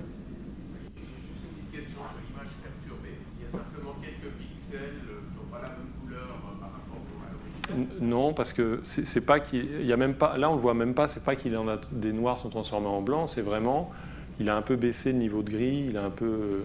Là, c'est la différence multipliée par 100 en fait. Disons le bas, je ne comprends pas ce que c'est. Ça, c'est l'image du haut moins l'image du bas en valeur absolue augmentée avec un gros facteur. Donc si je fais ça moins ça, ça me donne ça, mais là j'ai vraiment augmenté avec un gros facteur pour qu'on le voit, quoi. Mais c'est pas Donc une perturbation, on devrait avoir un gris. Ce serait tout gris en fait, parce que gris, j'ai mis gris à 0, moins gris c'est négatif, plus que gris c'est. Et puis pareil pour ce truc-là. Donc là il me dit que c'est un ordinateur, là il me dit que c'est un bureau. Mais après, un ordinateur ne flotte pas en l'air, donc c'est pas complètement absurde que rapidement on dit bureau au lieu de dire ordinateur. Enfin, là j'essaye un peu de défendre le. Alors les développements récents, au cas où vous n'avez pas remarqué, il y en a. Ça fait un peu le buzz en ce moment. Donc le gros truc, c'est ce qu'on appelle les modèles de langage. Donc un modèle de langage, des trucs à la ChatGPT. L'essentiel de l'intelligence dont il dispose a été obtenu en les entraînant pour prédire le mot suivant de texte. Donc ça peut paraître extrêmement bizarre, mais ces systèmes, ils sont vraiment entraînés pour... On leur donne...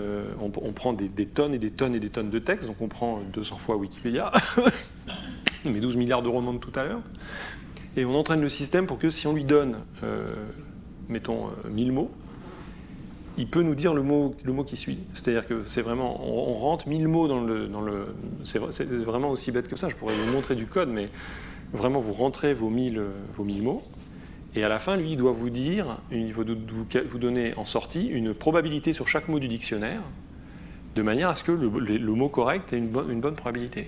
Donc en gros, vous lui dites, vous lui rentrez la capitale de la France est, puis il va vous répondre, je sais pas quoi, il va mettre une proba élevée sur Berlin, vous dites non. Ça va pas. Donc après vous regardez quel paramètre il faut changer pour que Paris augmente et Berlin baisse. Et puis si celui-là ça fait baisser Berlin et ça augmente Paris, bah, vous bougez un peu le truc. Et au bout d'un moment ça marche. C'est-à-dire que vous lui donnez un texte. Et là en fait, peut-être on n'avait pas réalisé à l'époque quand on a fait ces trucs-là à quel point c'était puissant. Parce que s'il fait ce travail-là correctement, il a compris plein de choses. Parce qu'il a compris de la géographie, il a compris de la physique. Parce que si vous lui rentrez...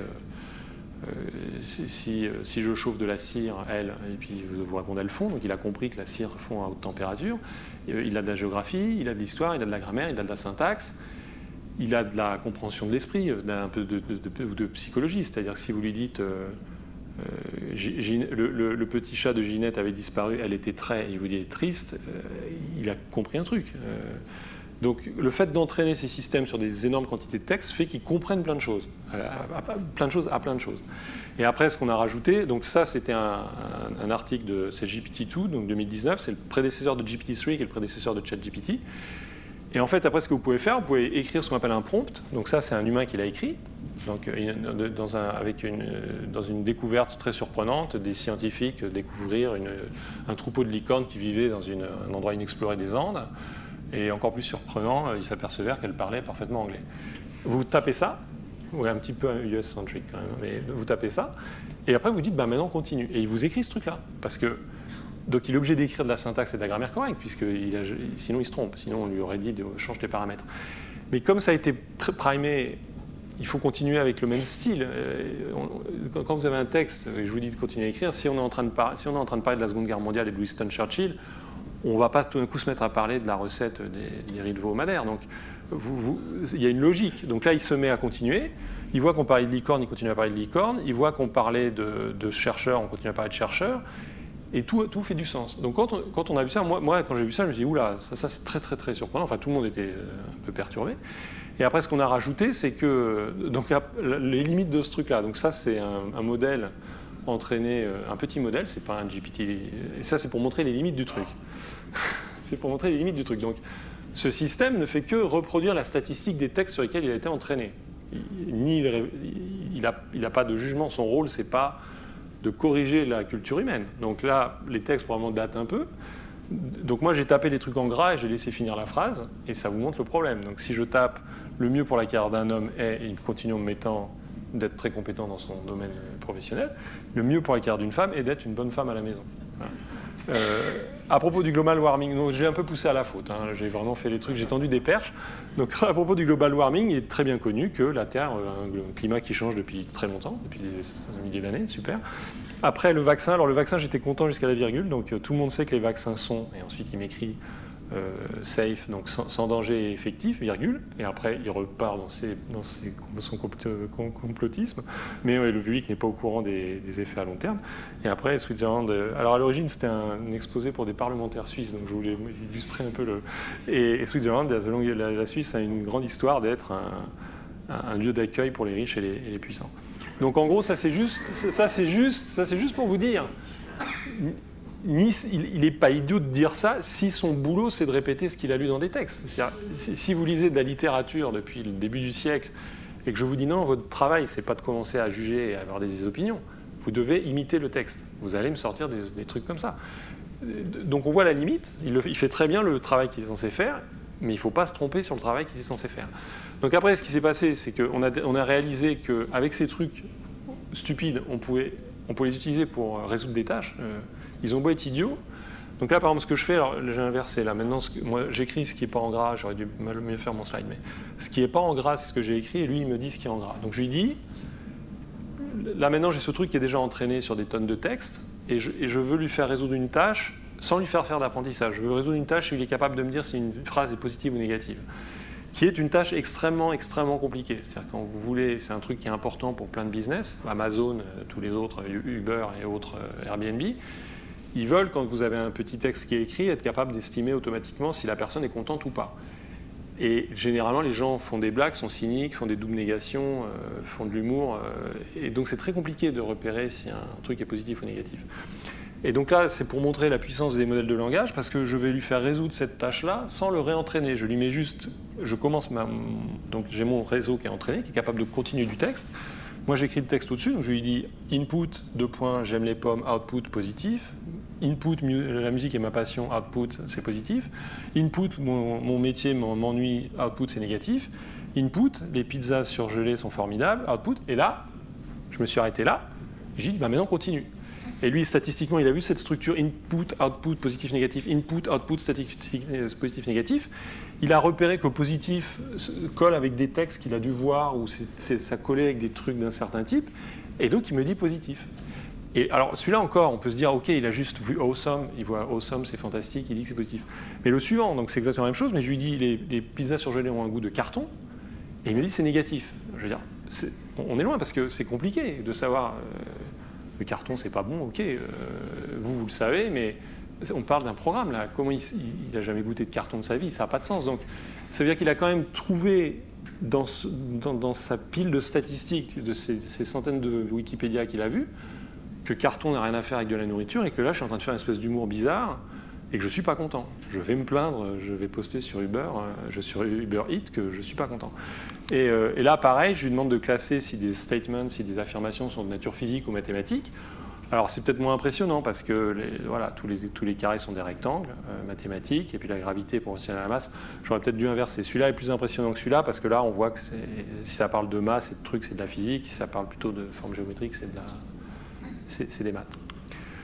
Alors pour ceux qui ne connaissent pas ChatGPT, voilà ce que c'est capable de faire. Donc là, c'est vraiment des trucs que j'ai tapé directement. Donc si je lui mets... Alors ChatGPT, contrairement au truc, ce que j'ai montré jusque-là, ils sont juste entraînés pour prédire le prochain mot.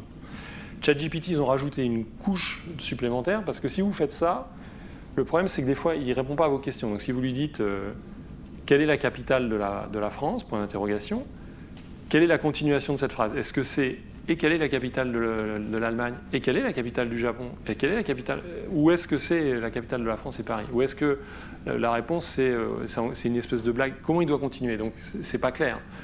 Donc ce qu'ils ont fait, ils ont pris ce truc entraîné juste à continuer le texte et ils l'ont modifié un peu pour qu'en plus, sur des exemples fournis par des utilisateurs, ils fassent ce que les utilisateurs veulent. Après, il y a d'autres trucs. On demande aussi à des utilisateurs de noter les réponses et on le modifie pour qu'ils produisent plutôt les réponses quand des votes élevés. Mais l'essentiel, le truc à retenir, c'est qu'on entraîne ces systèmes sur des quantités colossales de texte sans leur donner un objectif précis, juste à imiter du texte. Et ensuite, on leur fait faire un tout petit bout d'apprentissage en comparaison. Ça reste lourd, mais c'est de l'ordre du centième, du 100 millième ou du millionième. Où là, on leur dit, mais en plus, il faut que tu produises des textes qui satisfont les utilisateurs. Et ChatGPT est entraîné comme ça. Et si vous tapez « Peux-tu me résumer rapidement les causes de la Seconde Guerre mondiale ?» en français en plus, il vous pond ce truc-là. Donc, la Seconde Guerre mondiale a été causée par plusieurs facteurs, notamment l'ascension de l'Allemagne, blablabla. Donc là, il a dû se souvenir d'un article de Wikipédia. Je ne sais pas ce qu'il a fait, mais ça aussi. Donc, tout ça, ce sont des vrais exemples. Et j'ai pas de cherry pick. J'en ai pas essayé 200 et je vous ai montré les deux bouts. J'ai tapé ça, ça marchait direct. Réponds au client que ça sera au moins 550 francs pour couper CE et que je ne peux pas avant le 15, sois poli. Bonjour, je vous remercie pour votre demande. Pour couper VOE, je peux vous offrir un tarif minimum de 550 francs, blablabla. Après, j'avais une autre variante où je lui disais et essaye de le convaincre de donner 750. Et là, il me rajoutait notez que, étant donné la qualité de vos haies, un meilleur travail pourrait être blablabla, ce qui coûterait 200 francs de plus. Voilà. Après, alors toujours poussé à la faute, un cheval bon marché est rare, ce qui est rare est cher, donc un cheval bon marché est cher. Bon, c'était facile, mais et maintenant, alors ça c'était il y a quelques mois. Maintenant ils upgrade en permanence pour qu'ils se fassent moins avoir. Là, je ne vais pas entrer dans le détail, mais en gros, ce qu'on peut faire, c'est qu'il a un peu de mal avec quand il faut faire du calcul arithmétique. Donc, si vous lui dites Bob a 5 pommes, il en mange 2, il en donne une à sa sœur, son voisin lui en donne 8, il en achète 3, il en revend 5, combien il a de pommes. Là, il raconte en général n'importe quoi. Et si vous lui apprenez, comme je fais là, à noter les résultats intermédiaires, ensuite il le fait. Donc là, je lui donne plein d'exemples. Je lui raconte une histoire où il y a des quantités à suivre, et après je lui montre il doit écrire entre brackets, entre crochets, les valeurs intermédiaires. Quand après je lui pose une question, je lui écris « My neighbor has 4 coins », mon voisin a 4 pièces, il m'en donne une, il en perd une, combien il lui en reste. Il le fait, il rajoute entre crochets les résultats intermédiaires, parce qu'il imite la structure statistique que je lui ai donnée, et il faut mettre des crochets. Et là, il peut moins se tromper, parce qu'il voit qu'il y en a 3, j'en donne 2, ça c'est facile d'apprendre que quand j'en ai 3, que j'en donne 2, il en reste 1. Ce qu'on appelle du chain of thought. Voilà, ça marche probablement. Et pour finir, parce que là j'arrive à la fin, donc ça marche vraiment bien, c'est formidable, mais ça pose plein de problèmes. Donc, la première série de problèmes, pardon. Donc la première série de problèmes, c'est les aspects, les problèmes sont légaux et sociétaux. Donc d'un point de vue légal, il y a déjà un problème de responsabilité. Si j'entraîne un réseau de neurones et qu'il dit à quelqu'un de se jeter dans le lac et la personne se noie, est-ce que je suis responsable? Est-ce que le réseau est responsable? Est-ce que c'est l'utilisateur qui est responsable? Est-ce que c'est le fournisseur de services qui est responsable? C'est compliqué. Les aspects de propriété intellectuelle, donc j'entraîne mon gros modèle qui produit des images sur des images de plein de gens, et ensuite donc des gens ont mis des images en libre accès parce qu'ils sont gentils, j'entraîne mon truc dessus, et après je produis plein d'images avec leur style et moi je les vends. Est-ce qu'ils ont le droit de se plaindre ou pas? C'est très très compliqué.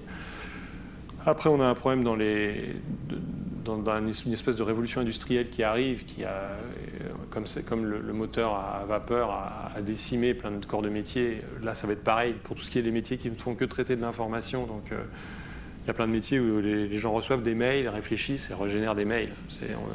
La plupart d'entre nous ont des interfaces entre des mails et d'autres mails.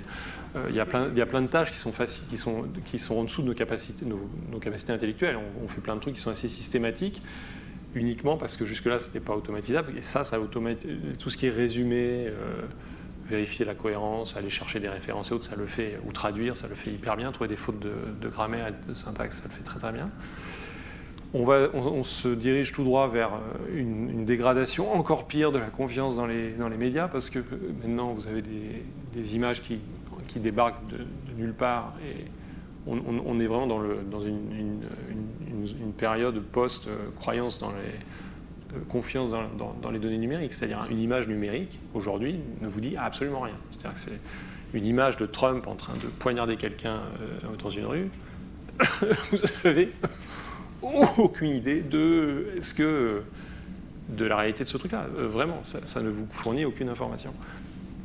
On a déjà un déséquilibre entre les nations et les méga-corporations, parce que les trucs dont je parlais tout à l'heure, les millions de dollars, il n'y a pas encore, ça va probablement arriver, mais il n'y a pas encore d'initiative au niveau national dans les pays où vraiment se dire c'est des infrastructures essentielles maintenant des nations et il faudrait les contrôler. C'est pas le cas, donc c'est vraiment là en ce moment c'est OpenAI, Microsoft, Meta et puis quelques grosses startups qui ont levé des milliards, qui ont les moyens. Et finalement, la militarisation, donc ça c'est l'éléphant dans la pièce, comme on dit en anglais, les militaires rêvent de ça, c'est-à-dire des drones capables d'aller tuer des gens tout seuls. Tout le monde dit oulala, ce serait horrible, et tout le monde est en train d'en faire dans tous les sens. À moyen terme, donc, a priori, on va continuer à augmenter la taille de ces trucs, puisque ça marche de mieux en mieux. On va probablement encore améliorer les trucs à ChatGPT. Il y a toujours cette question de la sûreté et de l'interprétabilité, donc être sûr que le réseau va faire ce qu'il doit faire et qu'on comprend pourquoi. Et il y a vraiment un problème qui est aussi un peu l'elephant in the room, c'est ce qu'on appelle les situations hors distribution, qui est que, en gros, vous fonctionnez au radar toute la journée, sauf quand il y a un problème. On est tous pareils, c'est-à-dire que vous allez du tram jusqu'à je ne sais pas où, vous réfléchissez pas, vous pouvez être en train de penser au film de la veille, mais si tout d'un coup il y a un rhinocéros qui traverse la rue, là, pouf, votre cerveau repasse dans un mode, oulala, qu'est-ce que c'est que cette histoire? Et alors qu'un rhinocéros n'a rien à faire à la gare Cornavin, ça prend immédiatement du sens dans votre tête. Vous pouvez vous dire, bon, il s'est échappé d'un cirque, je ne sais quoi. Vous savez qu'il est dangereux, il ne faut pas s'approcher, que probablement des gens vont le gérer. Donc immédiatement, bien que la situation n'ait aucun sens, immédiatement vous gérez, quoi.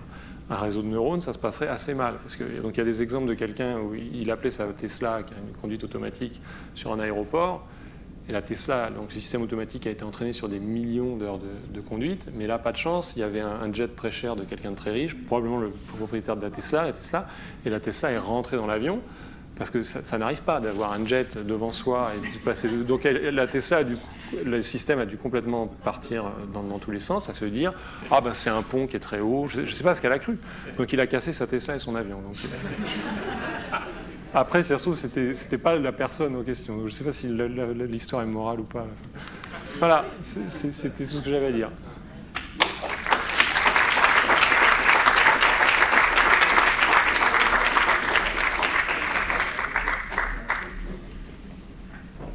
Excusez-moi là. Sur votre liste, il me semble qu'il manque le plus important. Ah.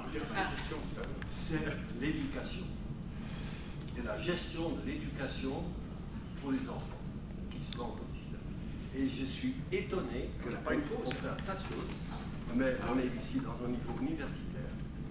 Et l'éducation, c'est un problème légo-sociétaux. On le constate, vous avez entendu que TikTok fait des programmes maintenant à partir de 13 ans légalement, mais les 7-8 ans, et il y a un taux de suicide qui augmente parce que TikTok incite à se suicider parce que les élèves n'arrivent pas à faire le nécessaire. Donc je pense que l'éducation, j'aurais voulu voir tout en haut de la liste, parce que franchement, c'est l'avenir de notre société. Alors, donc ça c'était pas une question.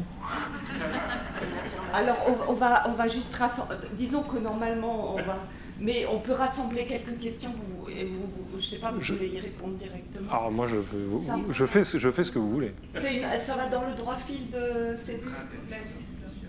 Oui, alors dans la liste en... Gaspillage énergétique. D'accord. Donc là je vais faire le... Donc pour l'éducation, donc tout ça est très compliqué. Donc déjà TikTok, je ne sais pas à quel point l'IA est impliquée dans l'affaire. TikTok, c'est TikTok. Donc c'est pas parce que TikTok fait des choses pas bien que... Moi, ce que je vois plutôt, c'est que je vois ça très très positif, parce que ces systèmes, à la ChatGPT, vont permettre à tout enfant et à tout ado d'avoir un tuteur extrêmement compétent et extrêmement... et toujours présent et pas judgmental, et qui va les aider, qui va les comprendre, qui va pas les embêter. Et moi, je vois ça... Alors, c'est le seul truc qui, moi, la seule image positive que j'ai, c'est que un enfant à l'autre bout du monde qui a personne pour lui expliquer les maths et la physique et autres pourra parler avec un truc qui connaît tout Platon et qui connaît tout Newton et qui connaît tout Einstein, et il pourra discuter avec. Donc, effectivement, si on utilise ces trucs-là pour convaincre les gens de manger plus de Coca-Cola, on a un problème. Mais là, je pense qu'il faut séparer... donc déjà, il faut séparer le potentiel de ce truc-là et le mauvais usage qu'on peut en faire. Et dans le cas de l'éducation, je pense, moi ce que je vois, même à travers les étudiants et mes enfants, j'ai plutôt l'impression que ça va mettre un truc positif dans leur vie, parce que réellement ils l'utilisent, le truc ne raconte pas n'importe quoi, ils ont à peu près appris.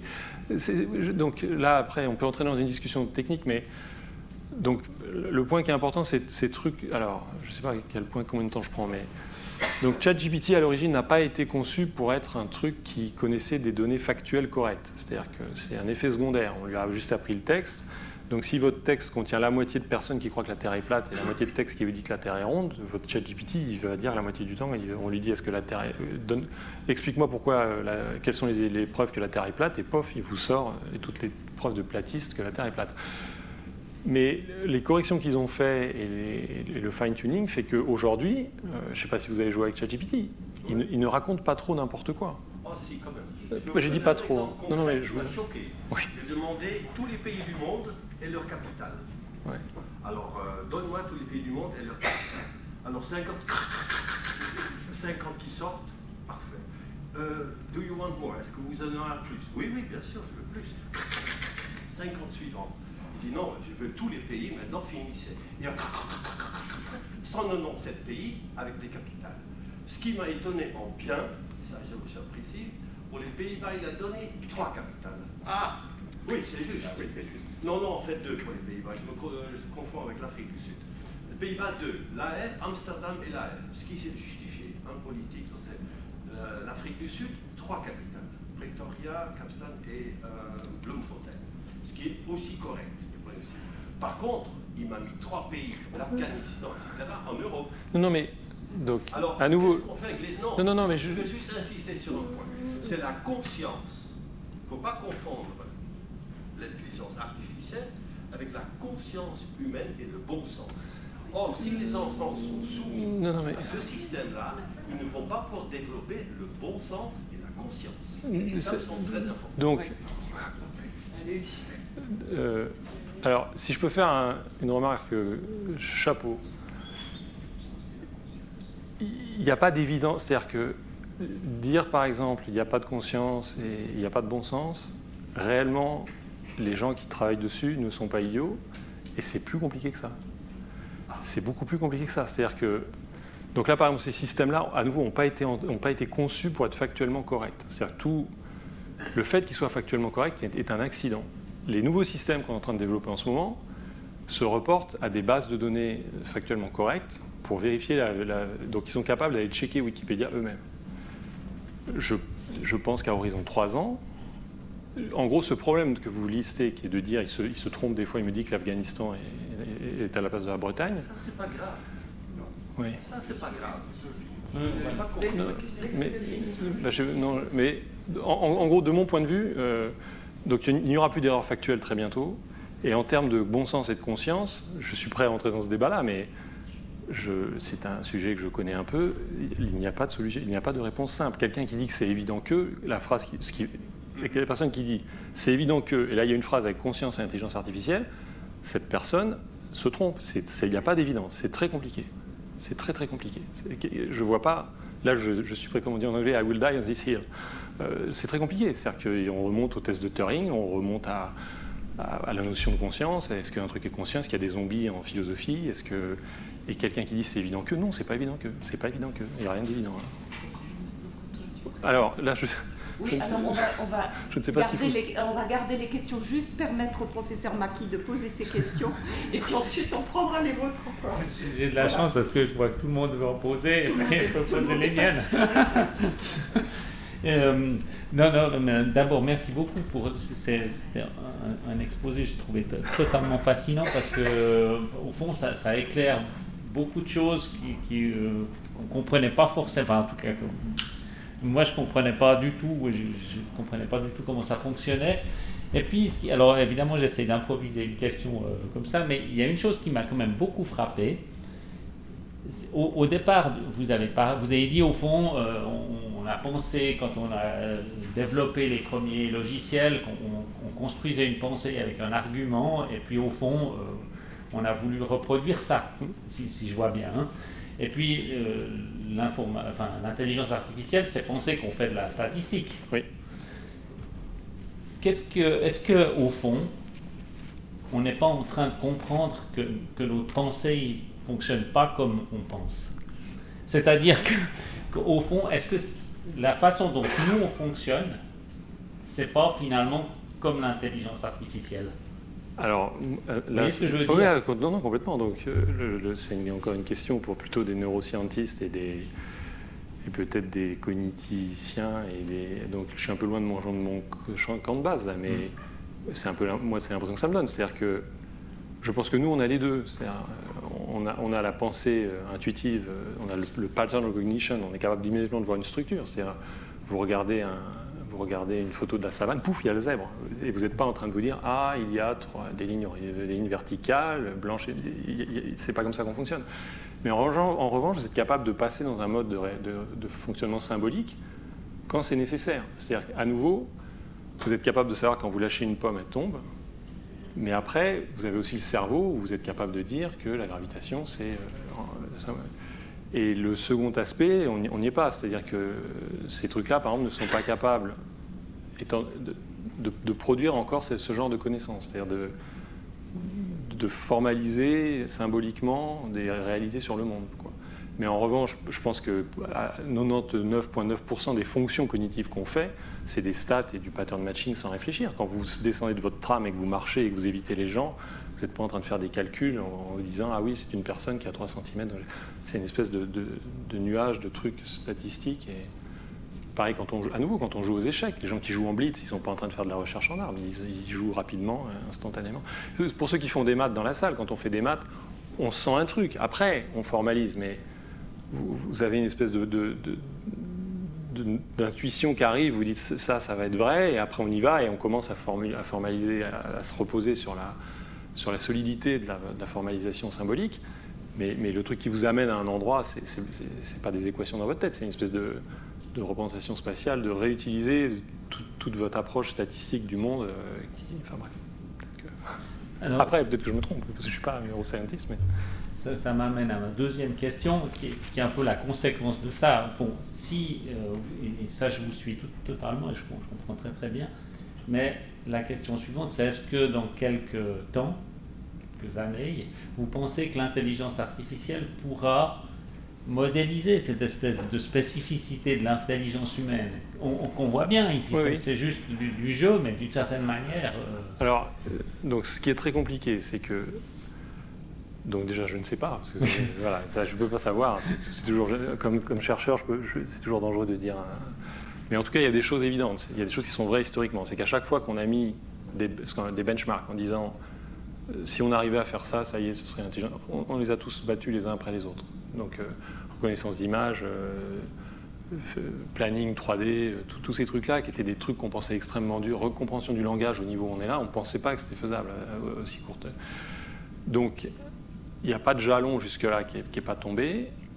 Après, la question qui se pose, c'est est-ce que le type de calcul qui est capable de faire de la viande qu'on a dans la tête, on dispose pour des technologies qui permettent d'atteindre ce niveau de performance. Parce qu'après, il y a aussi des histoires, alors ça va revenir avec notre question, de consommation énergétique. Nous, on fait du 18 watts, un cerveau c'est 18 watts, et on fait mieux que des GPU qui doivent consommer 20 mégawatts. Donc il y a un truc, est-ce qu'on a une structure moléculaire qui est particulièrement adaptée à ce genre de truc, et ce sera très très dur d'arriver à ce même niveau, je ne sais pas. Mais moi, en tout cas, pour une question de principe, je suis plutôt du camp de ceux qui disent il n'y a pas de raison qu'il y ait des fonctions cognitives qui ne soient pas faisables dans une silicone, quoi. Merci. Alors, j'arrête avec mes propres questions parce que sans ça, je vais frustrer tout le monde. Donc, on prend une question à la fois et puis on vous demandera juste de synthétiser la question au début pour nos auditeurs à l'extérieur. Donc, commençons par... Il y avait une question sur l'énergie, là-bas. L'énergie, elle a été... Oui, c'était la question. Ensuite, y avez-vous je pose la question des limites. Si je vous comprends bien, par rapport au développement de ces systèmes, il n'y a pas de limite. Et je me demande, y a-t-il un capitaine dans l'avion? Alors, la question c'est donc, s'il n'y a pas de limite, y a-t-il un capitaine dans l'avion? On parle de quel genre de limite? De ce qu'on tolérera comme impact que ça a sur la société, ou de la taille des systèmes, ou de l'énergie qu'on est prêt à y mettre, ou de l'argent, ou tout ça? C'est-à-dire, c'est les domaines, les conséquences de tous ces processus. Alors, donc par exemple, un jour j'ai donné cet exposé, la première question a été quelles sont les certifications auxquelles OpenAI a dû se plier avant de déployer ChatGPT? Moi je me disais, quel optimisme. Donc non, ils ont fait ce qu'ils voulaient, ils n'ont rien demandé à personne, ils ont mis ça en ligne.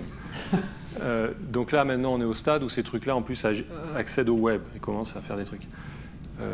Donc pour le moment, il n'y a pas de pilote dans l'avion, c'est-à-dire chacun fait ce qu'il veut et tout le monde est là, les chercheurs sont là, c'est formidable, et les entreprises se disent, ouh là là, on a 100 millions de clients et on se fait plein d'argent.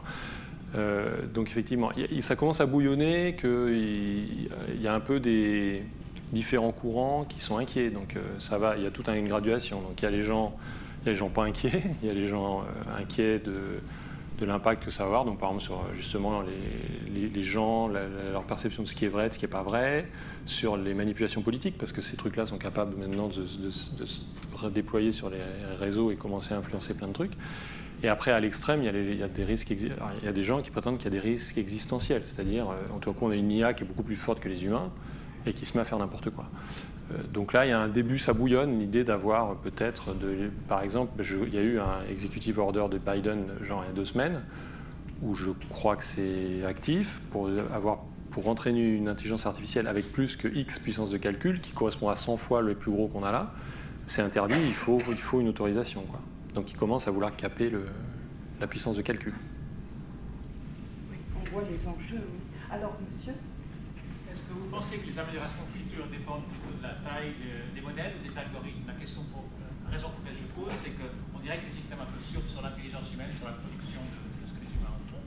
Mais à l'avenir, si ces systèmes fonctionnent tellement bien, certains des datasets risquent de diminuer, puisque la production humaine risque en proportion d'être plus petite que tout ce qu'on va demander à ces systèmes de produire, qui va inonder les systèmes.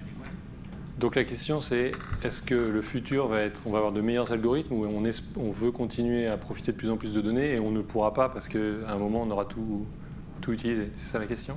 Parce que beaucoup de productions sont faites par ces systèmes qui vont se relire eux-mêmes. Exactement. Donc, alors là, il y a effectivement un point, avant même de répondre à la question elle-même, il y a cette situation qui est un peu problématique, c'est que on va commencer à contaminer les données sur le web avec du texte écrit par des systèmes d'IA et des images produites par des systèmes d'IA. Et là, on va donner des vaches à manger à des vaches. C'est-à-dire que les IA vont s'entraîner sur des IA qui se sont entraînés sur des IA et on va faire quoi on part. Alors, donc ça, j'ai pas une solution simple, donc c'est un problème. Donc on est un peu dans l'idée là où ça commence à se dire que les données d'avant 2022 seront les données, le gold standard. Donc c'est un peu, moi ça me rappelle, vous savez que tous les métaux post-Seconde Guerre mondiale sont contaminés par des isotopes à cause des tests radioactifs. Donc des fois, pour faire des capteurs très précis, il faut aller chercher des barres de métal dans des bateaux romains qui sont au fond de l'eau depuis 10 siècles. Et ça va être un peu pareil. Donc pour avoir de la donnée de bonne qualité pas contaminée, il va falloir peut-être aller chercher à des endroits un peu différents. Mais ce qui se passe, c'est qu'il y a ce qu'on appelle le safe training, par exemple pour le AlphaGo. Le AlphaGo, le premier, le truc qui joue au Go, on l'avait entraîné sur 100 000 parties jouées par des humains, mais ensuite il fait du self-play, il joue contre lui-même, quoi. Et la question qui se pose, c'est à quel point les systèmes d'IA pourront ne pas reposer trop sur les données humaines, mais commencer, on peut imaginer une IA Platon qui débat avec une autre IA Platon, et puis ils apprennent à faire de l'argumentation, parce que on peut espérer qu'il y a des mécanismes, que c'est plus facile de repérer une erreur que de produire un truc qui n'a pas d'erreur, enfin bref. Donc là, c'est très flou. Est-ce qu'on peut payer des gens à produire des données? Est-ce qu'on peut se contenter des données?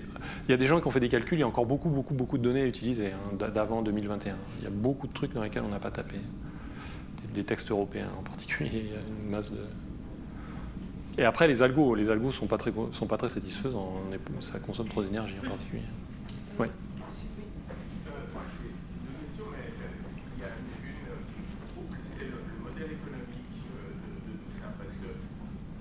Vous avez dit, j'ai cru comprendre que ça coûte cher en énergie et en hardware. Accessoirement, il y a des gens qui travaillent, donc il faut les payer. Et puis, vous nous avez dit aussi, essayez d'aller jouer avec ces... Donc ça a l'air d'être gratuit. Moi, je ne l'ai jamais fait. Mais d'aller sur ChatGPT et de poser des questions intelligentes, ça a l'air d'être gratuit. Donc en fait, je me demande... alors dans le cas de ChatGPT... donc c'est un peu la même chose pour Google à l'époque, mais dans le cas de ChatGPT, vous pouvez prendre un abonnement et dans ce cas, vous avez accès à un truc plus puissant. Et je crois qu'ils ont, je ne me trompe pas, 100 millions d'abonnés qui payent $20 par mois. Donc, $20 par mois. Donc ils ont déjà 2 milliards par mois de revenus. Et je crois qu'ils ont $700 000 d'électricité par mois. Mais je pense que tout ça... Ouais, mais ils doivent entraîner d'autres trucs. Donc, Et question, ça leur fait travailler dans leur société. les gens qui... Ceux qui n'ont pas d'abonnement. Oui, mais après, c'est un peu compliqué parce qu'ils sont contents d'avoir vos questions, parce qu'ils les gardent et ils entraînent leur système. Donc, tout ça est très compliqué. Vous savez l'expression, hein, si vous ne payez pas, c'est vous le produit. Hein. Oui, c'est ça. Au sujet des images, vous avez dit qu'elles sont générées et on ne peut pas savoir si elles sont authentiques. Mais une image digitale, à l'heure actuelle, elle a des métadonnées sur quel appareil il a pris, quel focal il avait. Donc on pourrait générer... Non, mais ça se forge sans problème. Donc, les métadonnées, si je suis une agence une agence d'espionnage d'un pays ennemi qui veut déstabiliser, je vous fais des métadonnées picobello. Non, c'est pas. Donc là, il faudrait mettre de la cryptographie dans les senseurs. Enfin, il y a tout un tas de trucs qui seraient éventuellement possibles, mais à nouveau, j'avais entendu quelqu'un dire un jour, il y a eu cette époque glorieuse entre l'invention de l'appareil photo et aujourd'hui, où les photos avaient une valeur en justice parce qu'elles donnaient une information. C'est fini. Donc là, c'est toujours l'analogie que je fais. Si vous avez une photo de votre voisine en train de tromper son mari avec le garagiste, ça a la même valeur aujourd'hui que quelqu'un qui vous dit « vous savez que la voisine trompe son mari avec le garagiste ». Ça ne vous dit rien, c'est-à-dire que c'est une rumeur, j'en sais rien, si vous connaissez la personne qui vous parle ou lui faites confiance, j'en sais rien.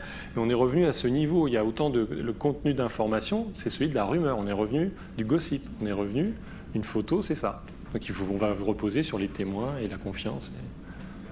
Merci. Madame. C'est une question peut-être anecdotique, mais qui pose problème. Quand vous avez parlé des textes, Platon, etc., plus fort oral, moi j'ai une question.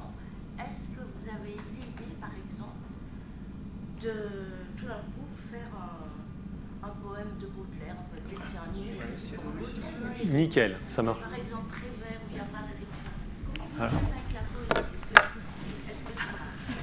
Peut-être tu peux résumer la question. Alors la question, c'est est-ce que ça peut faire un poème à la Baudelaire? peut être trompé, puisque... Alors, on va le tenter en live, on va lui demander d'écrire. Un poème style Baudelaire sur les Alpes valaisannes. Ouais, donc, ok.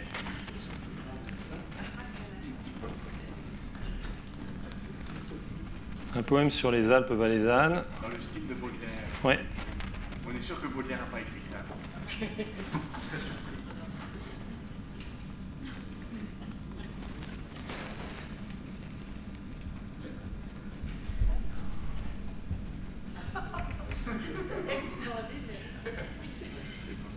Majestueux montagne.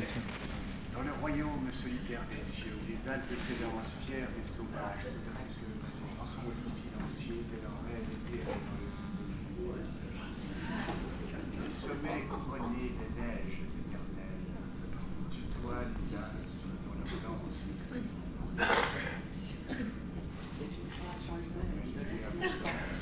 Et donc là, vous pouvez encore soupçonner que lui et moi, on est deux mèches. Essayez vous-même. Essayez vous-même, parce que vous vous dites, c'est le prestidigitateur, il a un comparse dans la salle.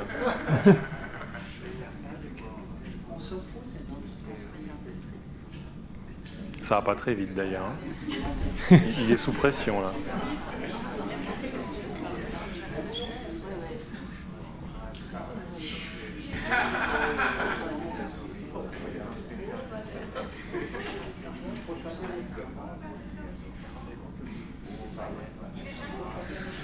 Il y a quand même une stratégie qui cherche à montrer que c'est une intelligence par le fait que ça ne sort pas d'un coup. Parce que j'imagine que le poème il a écrit en quelques fractions de secondes. Alors, et en fait il met une demi-heure. Alors je ne sais pas comment est le back-end parce que c'est compliqué, c'est lourd en calcul, mais je soupçonne effectivement qu'ils veulent donner une impression de... et le même en haïku. Ouais. Haïku comme ça.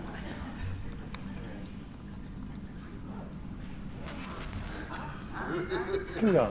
Ah. Non, mais là, parce qu'il faut scroller. Oups. Attendez, parce que c'est un peu compliqué.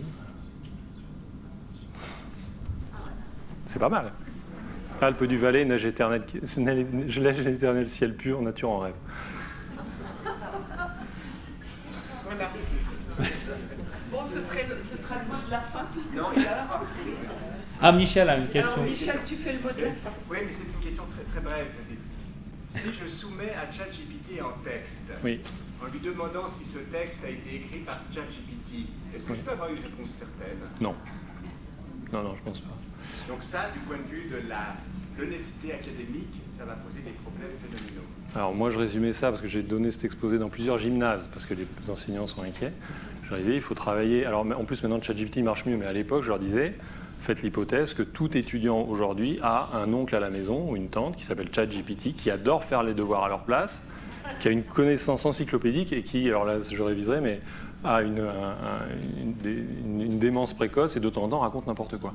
Mais sinon, il faut travailler sous hypothèse qu'effectivement, tout ce qu'un étudiant fait chez lui est probablement, en plus, je dirais pas peut-être, est probablement fait à coup de ChatGPT. Il faut savoir, je pense que vous imaginez pas à quel point tous les étudiants utilisent ChatGPT. Peut-être les collègues aussi. Peut-être les collègues aussi, ouais. Je prends encore des questions, mais je vais commencer à plier mon... Justement, on arrête et on vous remercie beaucoup.